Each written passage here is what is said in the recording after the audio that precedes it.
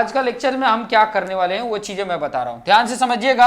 आज के लेक्चर्स में हम क्या करने वाले हैं, आज है चौथा दिन, ठीक है, डे 4, मैं यहाँ पे लिख देता हूं डे 4, ठीक है। ये डे 4 में हम क्या क्या करने वाले हैं वो चीजें मैं बता रहा हूं, ठीक है। जैसे कि आपका पहला नंबर लीनियर पॉलिनोमियल है, लीनियर पॉलिनोमियल।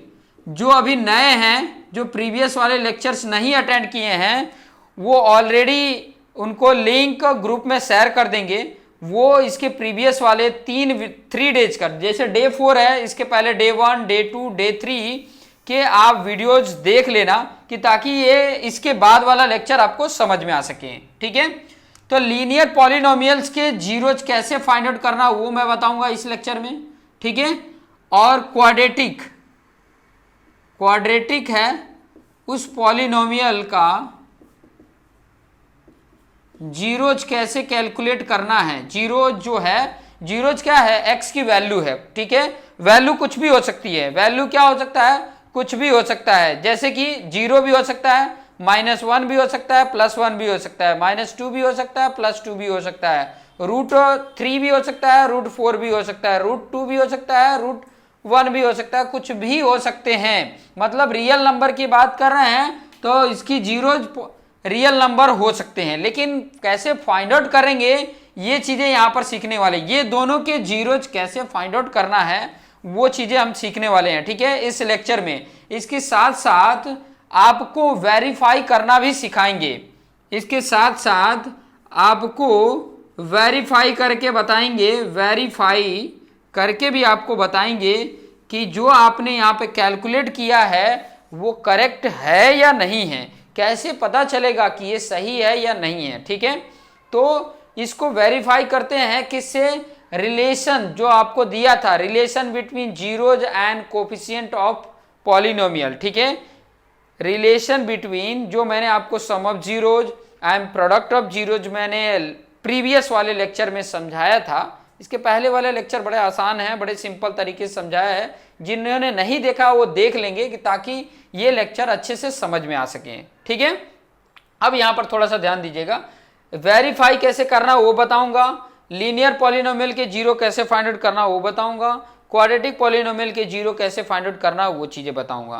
तो देखिए यहां पर कैसे फाइंड आउट करना है। अच्छा, एक और क्वेश्चन आपके सामने है कि ये जो लीनियर पॉलिनोमियल है उसके कितने जीरोज होंगे, जीरोज होंगे तो कितने होंगे, कोई भी बोल सकता है। और क्वाड्रेटिक पॉलिनोमियल है उसके जीरोज होंगे तो कितने होंगे। लीनियर पॉलिनोमियल के जीरो होगा तो कितना होगा, एंड क्वाड्रेटिक पॉलिनोमियल के जीरोज होंगे तो कितने होंगे, ये फटाफट बता दो, तो जल्दी से बता दो। एनीवन, किसी का आवाज नहीं आ रहा अभी, कोई भी बोल सकता है। लीनियर पॉलिनोमियल अगर है तो उसके जीरोज कितने होंगे ये बता दीजिए, एंड क्वाड्रेटिक पॉलिनोमियल है तो उसके जीरोज कितने होंगे वो बता दीजिए फटाफट। एनीवन, आवाज आ रहा है कि नहीं आ रहा है,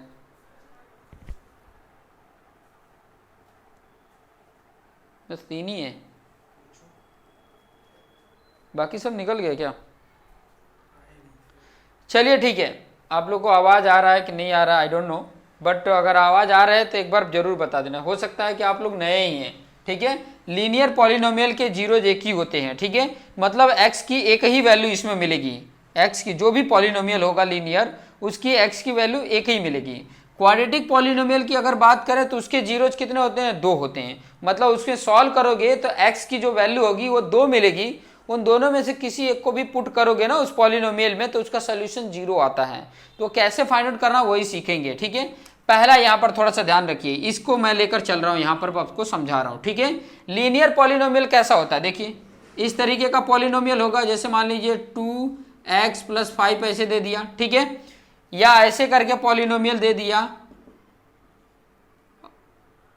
x + 6 ऐसे करके पॉलिनोमियल दे दिया, या तो ऐसे करके पॉलिनोमियल t के फॉर्म में दे रहा है तो ऐसे दे दिया t 4t + 8 करके दे दिया, ठीक है, या तो ऐसे करके पॉलिनोमियल दे दिया, ऐसे करके पॉलिनोमियल a करके ऐसे है तो ऐसे करके दे सकता है 2a - 4 ऐसे करके। ये पॉलिनोमियल कैसे हैं, ये इस टाइप के पॉलिनोमियल को बोला जाता है लीनियर पॉलिनोमियल, जिसमें जो वेरिएबल वाला टर्म है, देखो यहाँ टी था तो टी वाला जो टर्म है, एक्स है तो एक्स वाला टर्म है, एक्स है तो एक्स वाला टर्म है, ए है तो ए वाला टर्म है।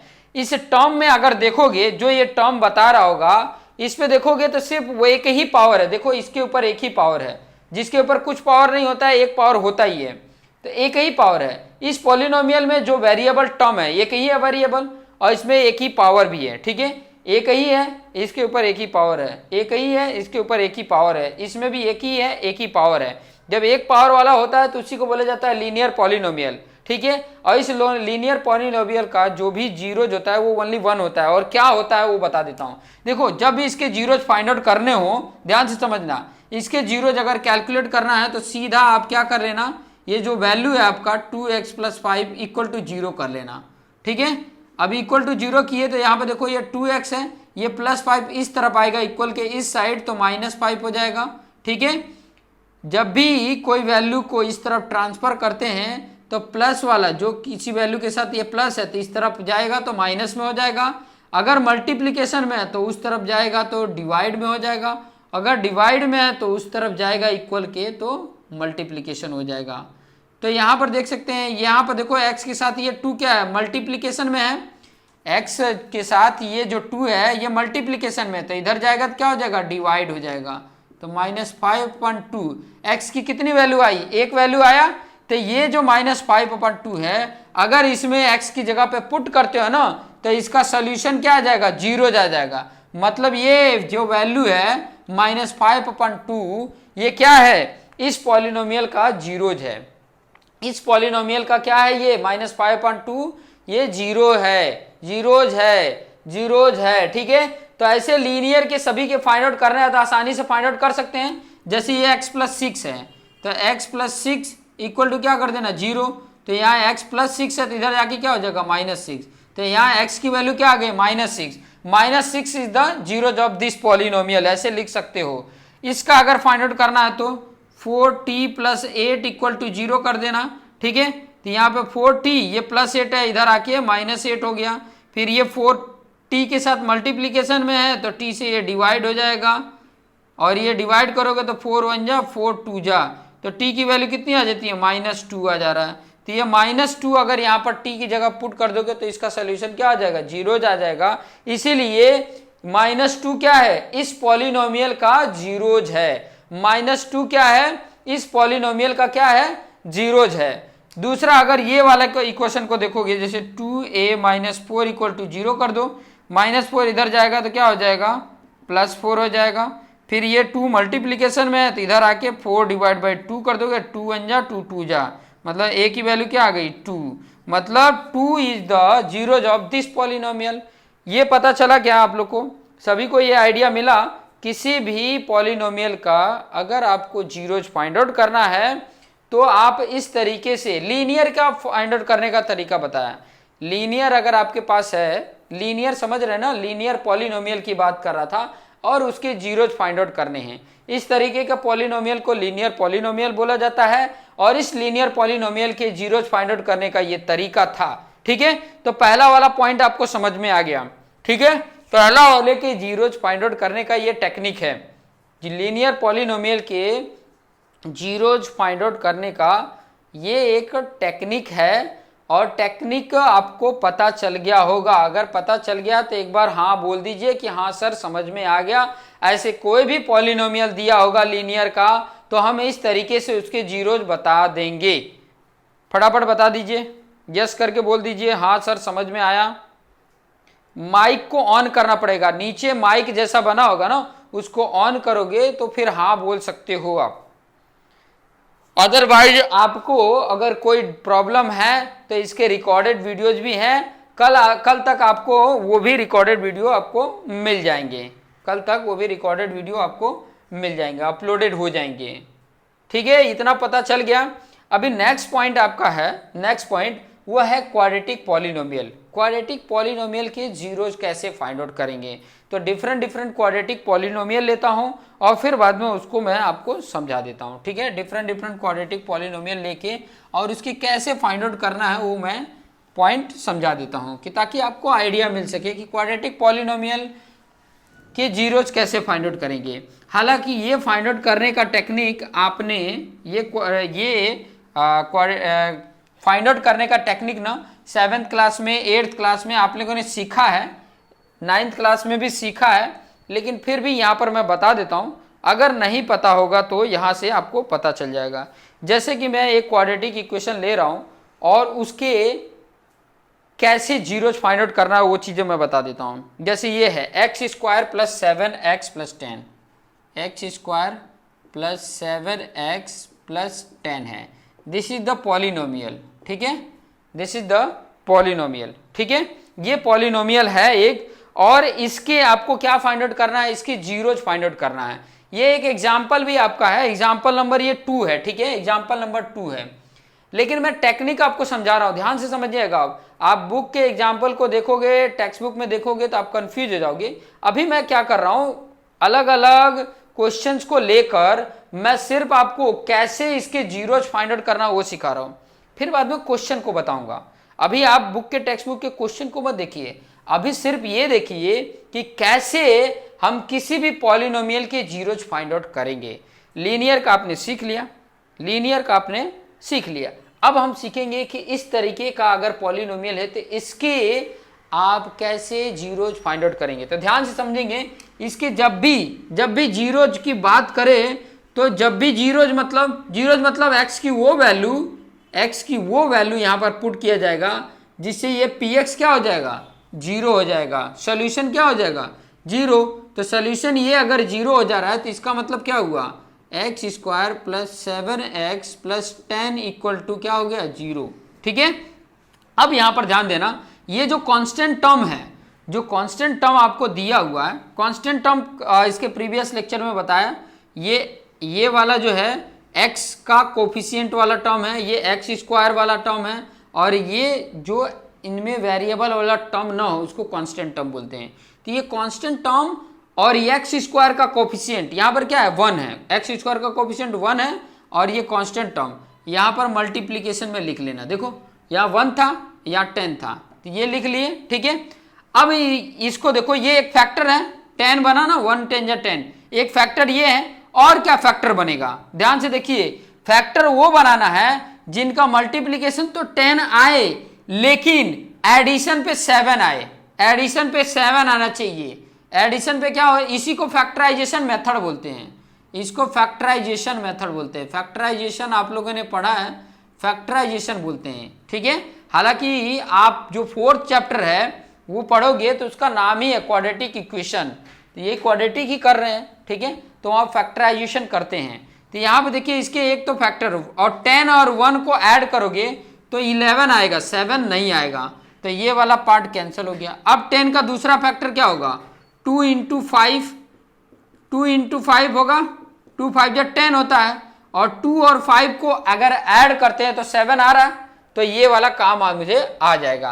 कहने का मतलब मैं ये फैक्टर क्यों कर रहा हूं, क्योंकि यहां पर मैं देखो 1 टर्म 2 टर्म 3 टर्म मतलब 3 टर्म है, यहां पर पेयर नहीं बन पाएगा, तो पेयर बनाने के लिए जो मिडल वाला टर्म है इसको 2 पार्ट कर दूंगा मैं, और 2 पार्ट करने का ये तरीका है, 2 पार्ट करने का क्या है, ये तरीका है, जिस तरीके से हम इसको क्या कर सकते हैं, 2 पार्ट करके पेयर बना के और वैल्यू कैलकुलेट कर सकते हैं। देखिए यहाँ पर जो 2 और 5 है तो एडिशन पे आ रहा है, तो क्या कर देंगे यहाँ पे, देखिए यहाँ पर प्लस है, क्योंकि प्लस है तो प्लस ही लेंगे, एक बार 2x ले लो और एक बार 5x ले लो, देखो दोनों में x टर्म है और दोनों का एडिशन करोगे तो 2x और 5x दोनों मिलके कितने हो गए, 7x, और इसको ऐसे ही उतार देंगे, ठीक है।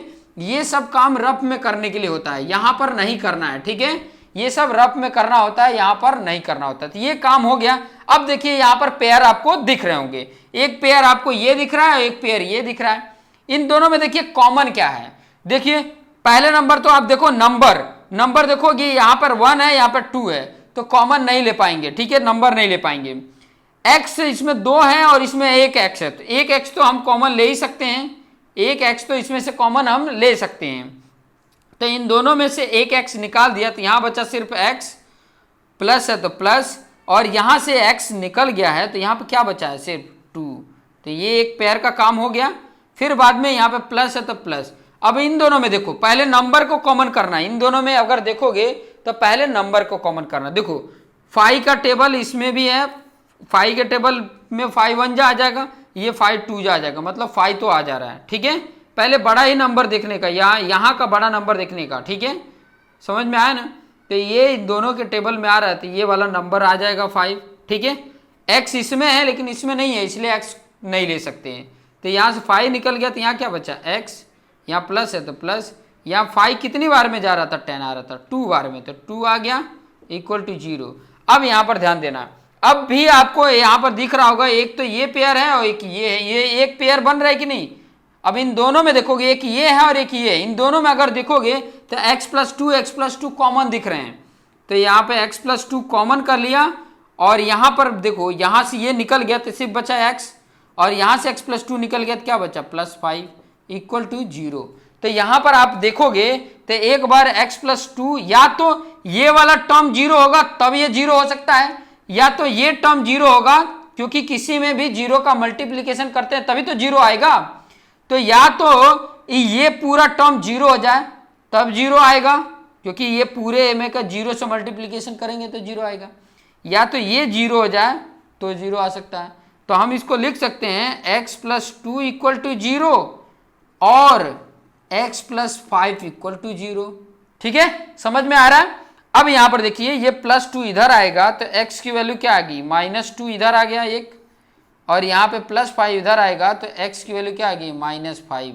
तो यहाँ पर 2 0 जो फाइंड आउट करने थे इसमें, ये 2 0 यहाँ पर फाइंड आउट हो गए, एक आया -2 और एक आया -5। ये इतना समझ में आ गया। इस तरीके से जीरोज को फाइंड आउट करते हैं, इस तरीके से ये जीरोज को फाइंड आउट करते हैं। जैसे यहाँ पर -2 आया, यहाँ पर -5 आया।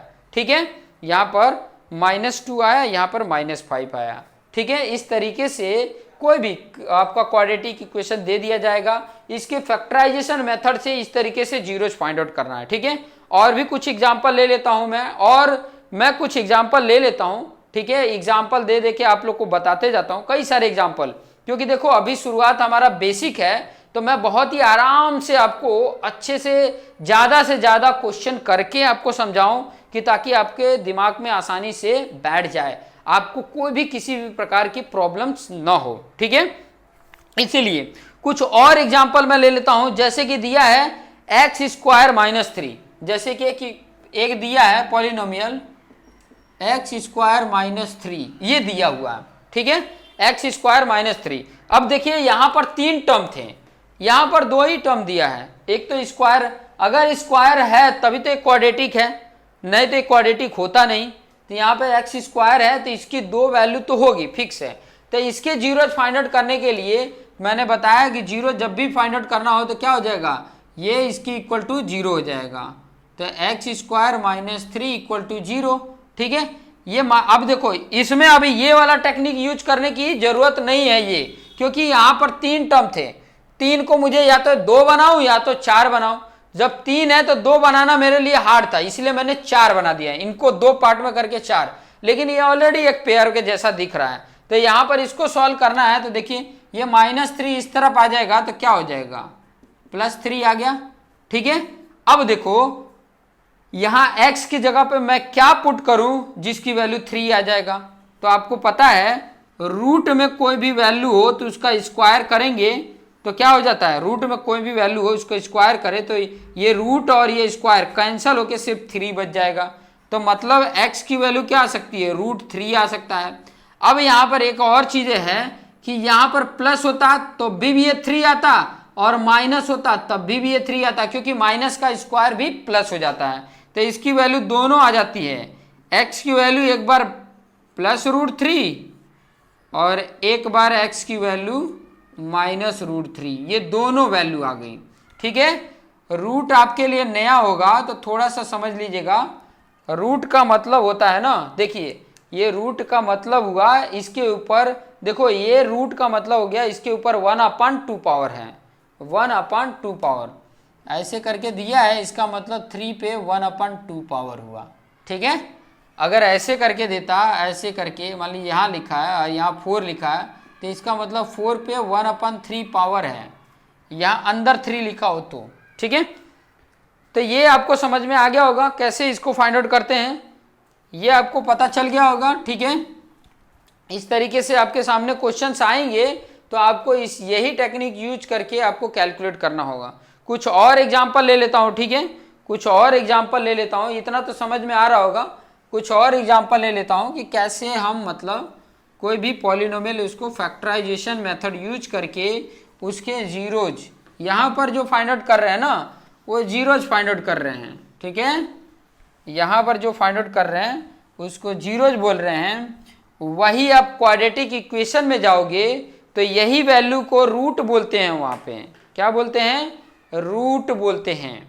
वहाँ पर उसको रूट नाम दिया गया है। यहाँ पर जीरोज है, पॉलिनोमियल में जीरोज, और क्वाड्रेटिक इक्वेशन जो चौथा चैप्टर है उसमें जाओगे तो उसमें उसी का नाम, सेम ही काम है, एक्स की वैल्यू ही कैलकुलेट कर रहे हैं।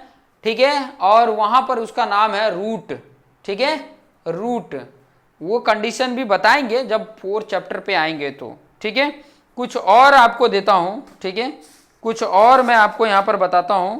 जैसे ये दिया हुआ है x square minus 2x minus 8, x square minus 2x minus 8 ये दिया हुआ है। ठीक है, ये आपके सामने पॉलिनोमियल दिया हुआ है। तो इस पॉलिनोमियल में क्या कर देंगे? इक्वल टू जीरोज कर देंगे। ठीक है, अब यहां पर देखिए ये जो बीच वाला टर्म है इनको 2 पार्ट में हमें करना है। तो मैंने आपको बताया था यहाँ 1 इंटू 8 इक्वल टू 8। और यहां पर देखो जब भी कांस्टेंट टर्म के पहले अगर माइनस हो तो यहां -2 माइनस करने पे ये 2 आना चाहिए। मतलब इनका माइनस करने पे देखो 8 में से -1 करोगे तो 7 आ जाएगा, तो नहीं चलेगा, ये नहीं चलेगा। अब 8 को और क्या पार्ट कर सकते हैं? 8 को कर सकते हैं 2 इंटू 4, 2 4 जा 8 होता है, 2 4 जा 8 होता है। अब 4 में से 2 माइनस करोगे तो 2 आ जाएगा। तो इसको 2 पार्ट हम कर सकते हैं। कैसे करेंगे? देखिए एक्स स्क्वायर माइनस एक्स कर दो। ठीक है, और इधर 4 माइनस 2 कर दो। अभी ब्रैकेट में रखो क्योंकि यहाँ माइनस है ना, तो हमेशा ये ब्रैकेट में लेके करने का। देखो 4 माइनस 2 2 आ जाएगा और यहाँ 2x हो जाएगा, कोई अंतर होगा नहीं। -8 इक्वल टू 0।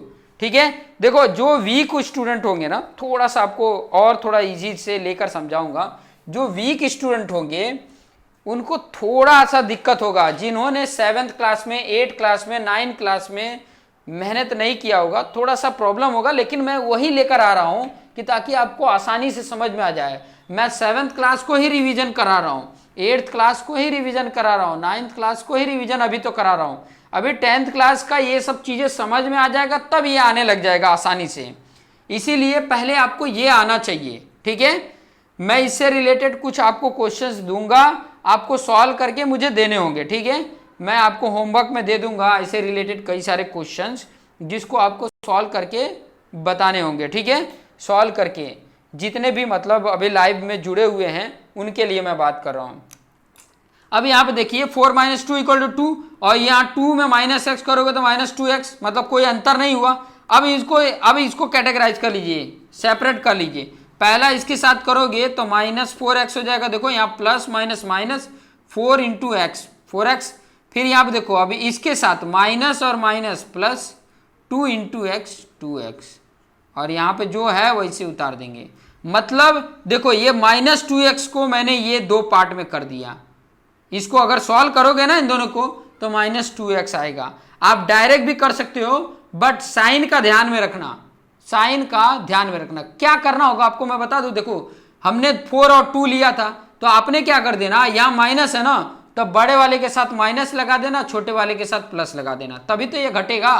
क्योंकि सब्ट्रैक्ट करने पे ही ये क्या हो रहा था, 2 आना चाहिए था और उनका मल्टीप्लीकेशन 8 आना चाहिए था।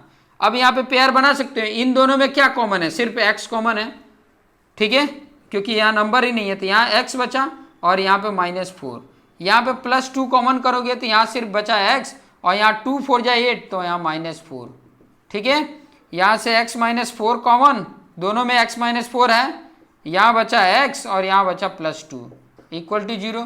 तो एक बार x -4 इक्वल टू 0 ले सकते हो और एक बार x +2 इक्वल टू 0 ले सकते हैं।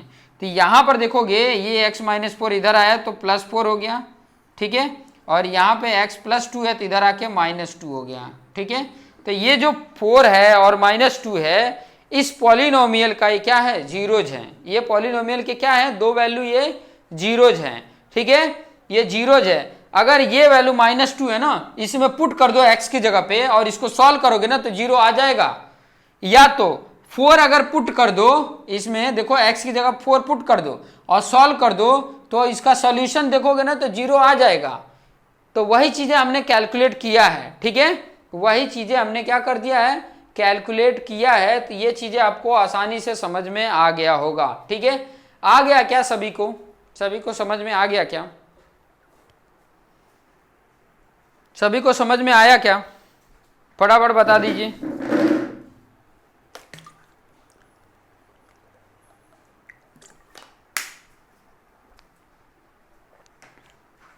माइक ऑन करके बोलिए, किसी की आवाज नहीं आ रही है।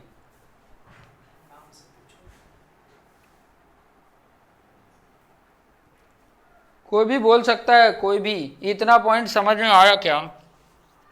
समझ में आया? ये चीजें समझ में आई कि नहीं आई? हाँ या ना बोल दो,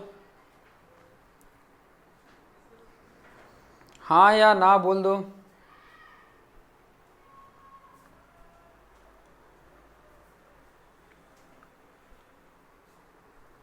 चलो कोई बात नहीं, आप लोग का आवाज़ नहीं आ रहा है तो मुझे समझ में नहीं आ रहा है, ठीक है। अभी कितना मिनट हुआ? चलो कोई बात नहीं, तो कुछ और मैं लेकर बता देता हूँ, कुछ और एग्जाम्पल लेके बता देता हूँ, ठीक है। जैसे ये वाला एग्जाम्पल है 4s² - 4s + 1, ये है, ठीक है। तो इसको भी उसी तरीके से, इसको फैक्टराइजेशन मेथड बोलते हैं। देखो ये कैलकुलेट कर रहे हैं ना, इस कैलकुलेशन करने का मेथड को बोला जाता है फैक्टराइजेशन, ठीक है। क्या बोला जाता है? फैक्टराइजेशन बोला जाता है। तो ये फैक्टराइजेशन के थ्रू हम कैसे कैलकुलेट करेंगे, चलिए वो चीजें मैं बता देता हूं। यहाँ पर ध्यान से समझिएगा, समझ में आ जाएगा बड़ा आसानी से। देखो कई सारे, देखो ये प्रैक्टिस जितना करोगे ना उतना ही आसान रहेगा, ठीक है। क्योंकि ये बार बार आपको ना 2 मार्क्स का, 3 मार्क्स का ये क्वेश्चंस आपके सैंपल पेपर में भी पूछा गया है। आप इस चैनल के प्लेलिस्ट में जाओगे ना तो आप देखोगे ना कि मैंने सैंपल पेपर सॉल्व करके बताए हैं, तो उसमें देखो ये 2 मार्क्स का, 3 मार्क्स का इससे रिलेटेड क्वेश्चन पूछा ही है, ठीक है। जब एक्सरसाइज कराऊंगा तब बताऊंगा कि इस तरीके से इसको सॉल्व करते। पहले यही चीजें आनी चाहिए, अगर यही नहीं आएगा ना तो फिर बाद में आगे वेरीफाई कैसे करेंगे। तो इसमें भी क्या कर देंगे, = 0 कर देंगे। और यहाँ पे देखिए 1 × 4 हो रहा है। अब 4 का फैक्टर यहाँ पे करना है, 4 के फैक्टर निकालने हैं। तो फैक्टर एक तो 1 × 4 भी होता है, 2 × 2 होता है, और कोई नहीं है, बस यही है दो, 1 × 4 और 2 × 2। यहाँ पर लाना क्या था, 1 प्लस था ना, यहाँ 1 प्लस था, तो एडिशन पे 4 लाना है। तो एडिशन पे देखो 1 और 4 करोगे तो 5 हो जाएगा, तो ये तो पॉसिबल नहीं है। 2 और 2 को ऐड करोगे तो 4 हो जा रहा है, तो ये पॉसिबल है। तो यहाँ पे 2 पार्ट इसको करना है। तो यहाँ पे एक बार 2s, एक बार -2s, देखो 2 पार्ट में कर दिया। माइनस था इसलिए दोनों को माइनस लगा दिया, यहाँ +1 = 0। ये काम खत्म। ये रफ में करना होता है, आपने यहाँ पर मत कर देना, अपने नोटबुक में भी रफ में करना है, यहाँ पे मत कर देना। अब ये पेयर कर लिए तो देखो यहाँ पर क्या कॉमन हो सकता है। एक तो पहले नंबर में देखोगे तो 4 यहाँ पर है लेकिन 4 यहाँ पे नहीं है। 2 के टेबल में ये आता है, 2 के टेबल में भी आता है, तो 2 आ जाएगा। फिर s यहाँ पर भी है, s यहाँ पर भी है, तो एक s क्या कर लेंगे, कॉमन कर लेंगे, ठीक है। यहाँ क्या बचा, देखो 2 2 जा तो 2 1 हो गया, और एक s निकल गया तो एक s तो बचा ना, तो ये एक s ले लेंगे, ठीक है। एक s आ गया, और माइनस देखो 2s तो पूरा का पूरा मैंने निकाल लिया, तो बचा क्या, जब पूरा निकाल लिया तो एक बच ही जाता है, क्योंकि एक का मल्टीप्लिकेशन सभी में होता है। अब यहाँ पर ध्यान दीजिएगा, देखिए यहाँ पर 2 है लेकिन यहाँ पर 2 नहीं है, तो ये भी नहीं हो सकता। s यहाँ पे, s इसमें नहीं है, तो यहाँ पर जब ऐसा कुछ ना कॉमन मिले तो एक कॉमन ले लेते हैं।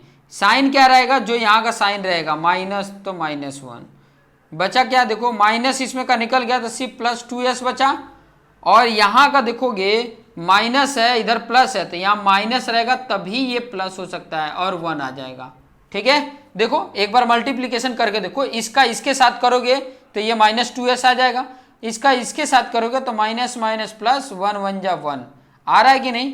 तो ये चीजें हैं। अब यहाँ पे देखोगे इसमें और इसमें क्या दिख रहा है, 2s माइनस 1 कॉमन दिख रहा है, इसमें और इसमें 2s माइनस 1 2s माइनस 1 दोनों है इसमें, तो इस दोनों को एक साइड में कर दिए तो इधर क्या बचा, सिर्फ 2s बचा और यहाँ पर -1 इक्वल टू 0। तो यहाँ पर एक बार हम क्या कर सकते हैं, 2s माइनस 1 इक्वल टू 0, एक बार ये 2s माइनस 1 इक्वल टू 0। ठीक है, यहाँ से सॉल्व करेंगे, देखो 2s माइनस 1 इधर गया तो +1 हो गया और यहाँ से s इक्वल टू 2 मल्टीप्लीकेशन है तो इधर आके डिवाइड हो जाएगा, तो s की वैल्यू 1/2 और यही सेम ये भी है तो इसकी भी वैल्यू क्या आ रही है 1/2। मतलब यहाँ पर जो दो जीरोज आ रहे हैं वो क्या है 1/2 है। ठीक है, यहाँ पर दो जीरोज आ रहे हैं और दोनों को दोनों क्या है सेम ही है। ठीक है, दोनों आ रहे हैं, दो वैल्यू है बट दोनों क्या है एग्जैक्ट सेम है। ठीक है, एग्जैक्ट सेम होने के भी रीजन है, वो रीजन आप 4th चैप्टर में पढ़ोगे, जब क्वाड्रेटिक इक्वेशन चौथा चैप्टर पढ़ोगे तो उसमें आपको सीखने को मिलेगा कि ये दोनों सेम होने के क्या फायदे हैं और क्या नुकसान है। नुकसान तो कुछ नहीं होता, फायदा ही फायदा सब कुछ होता है। जब आप पढ़ रहे हो तो फायदे ही होंगे, नुकसान कुछ नहीं होंगे। इतना समझ में आ रहा है। ऐसे कई सारे और भी हैं जिनके आपको मैं यहाँ पर होमवर्क के लिए दे देता हूँ, आपने उसके क्या फाइंड आउट करके बताने हैं। ठीक है, कई सारे मैं यहाँ पर दे देता हूँ जिसके आपको क्या फाइंड आउट करके बताना है। जैसे यहाँ पे जीरोज मैंने कैलकुलेट किए हैं, वैसे ही जीरोज आपको कैलकुलेट करके बताना है। ठीक है, मैं यहाँ पर लिख देता हूँ कई सारे, उसको आपने क्या करना है सॉल्व करके जो आपका व्हाट्सएप ग्रुप है उस ग्रुप में उसका सॉल्यूशन भेज देना है। ठीक है, ग्रुप में ही भेजो, देखते हैं ऑनेस्टली कितने लोग सॉल्व करके भेजते हैं, देखते हैं कितने लोग ऑनेस्टली सॉल्व करके भेजते हैं। मैं यहाँ पर लिख भी देता हूँ। ठीक है, जैसे एक ये है पहला होमवर्क, फर्स्ट टाइम मैं होमवर्क दे रहा हूँ आपको। ठीक है, क्या है, एक है ये 6x² - 3 - 7x। ठीक है, ये वाला टर्म इधर कर देना, ये इधर कर देना। ठीक है, नहीं तो बोलोगे कि सर x वाला तो इधर है, तो ये इसको इधर कर दो, इसको इधर कर देना। दूसरे की बात कर रहा हूँ 4u² + 8u, इसको सॉल्व कर लेना। तीसरा आपके पास है t² - 15। चौथा है 3x² - x - 4। ठीक है, ये कुछ आपके सामने मैंने पॉलिनोमियल दिए हैं जिसकी वैल्यू आपको कैलकुलेट करके बताने हैं। ठीक है, और भी कई सारे क्वेश्चंस होंगे बट आप ये सॉल्व करना। ठीक है।